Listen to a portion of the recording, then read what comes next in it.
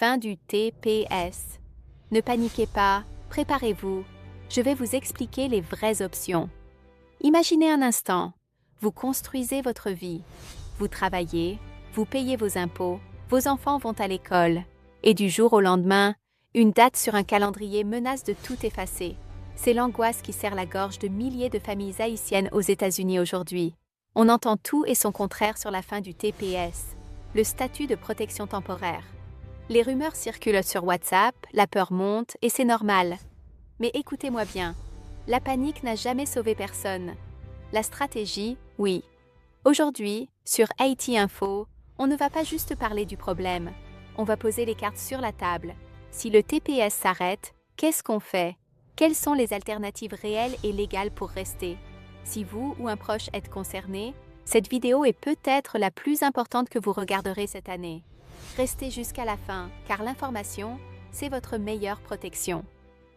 Salut à tous et bienvenue sur Haïti Info, la chaîne qui vous connecte à la réalité de notre communauté.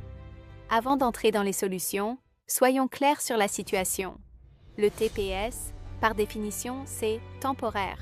Ce n'a jamais été conçu pour être éternel. Que ce soit à cause de décisions judiciaires ou de changements politiques à la Maison-Blanche, l'épée de Damoclès est toujours là. Beaucoup d'entre vous se disent « je vais attendre de voir ». C'est la pire erreur. Quand l'annonce officielle tombe, les avocats sont débordés et les délais explosent. Il faut agir maintenant.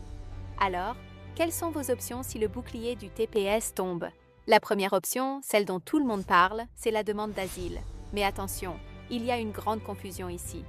Vivre dans un pays pauvre ou dangereux ne suffit malheureusement pas pour obtenir l'asile aux yeux de la loi américaine.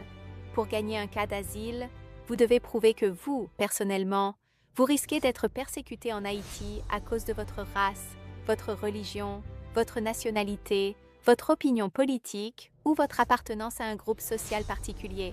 Si vous avez été menacé directement, si vous avez des preuves, des témoignages, l'asile peut être une voie solide pour obtenir la Green Card. Mais ne déposez pas un dossier vide juste pour gagner du temps.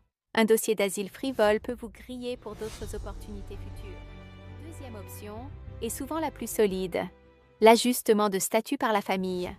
Si vous êtes entré légalement aux États-Unis, avec un visa même s'il a expiré, et que vous avez eu le TPS ensuite, et que vous avez un conjoint citoyen américain ou un enfant américain de plus de 21 ans, vous pourriez être éligible pour obtenir la résidence permanente directement. C'est souvent la voie royale. Si vous êtes marié à un citoyen américain, mais que vous n'avez jamais lancé les papiers parce que le TPS était là et c'était facile, c'est le moment de vous réveiller. Ne laissez pas le confort du TPS vous faire oublier la sécurité de la Green Card. Passons à la troisième option, le travail. C'est plus difficile, mais pas impossible. Beaucoup d'Haïtiens sous TPS travaillent dur, occupent des postes essentiels, parfois dans la santé, l'ingénierie ou l'éducation. Si votre employeur ne peut pas se passer de vous, il peut, dans certains cas très spécifiques, sponsoriser votre visa. Cela demande souvent que l'employeur prouve qu'aucun Américain ne peut faire votre travail. C'est long, c'est coûteux, mais si vous avez des compétences spécialisées, allez voir les RH de votre entreprise demain matin et posez la question « Pouvez-vous me sponsoriser ?» Avant de conclure, je dois vous faire une mise en garde vitale. C'est une question de vie ou de mort pour votre dossier. Avec la peur de la fin du TPS, les vautours sortent. Méfiez-vous des notaires ou des consultants en immigration qui vous promettent des miracles contre du cash. Aux États-Unis, un notary public n'est pas un avocat. Il ne peut pas vous défendre devant un juge. Une simple erreur sur un formulaire, une mauvaise date, et c'est l'expulsion garantie. Investissez dans une consultation avec un véritable avocat spécialisé en immigration, membre du barreau. Oui, ça coûte de l'argent, mais combien vaut votre sécurité et celle de vos enfants? Pour résumer, la fin du TPS serait une épreuve, c'est certain. Mais ce n'est pas forcément la fin de votre histoire en Amérique.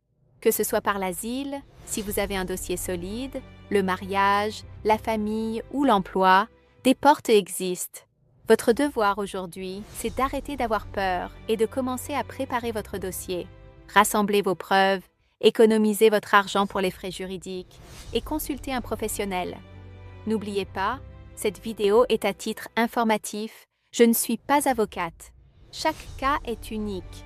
Si cette vidéo vous a aidé à y voir plus clair, faites un geste pour la communauté. Partagez-la. Envoyez-la à votre cousin, votre tante, vos amis sur WhatsApp. L'information doit circuler. Laissez un j'aime pour soutenir Haïti Info. Abonnez-vous pour ne rater aucune mise à jour sur ce dossier brûlant. Et dites-moi en commentaire, quelle est votre plus grande inquiétude concernant l'immigration aujourd'hui? On en discute en bas. C'était Haïti Info. Tenez bon, restez informés et à la prochaine.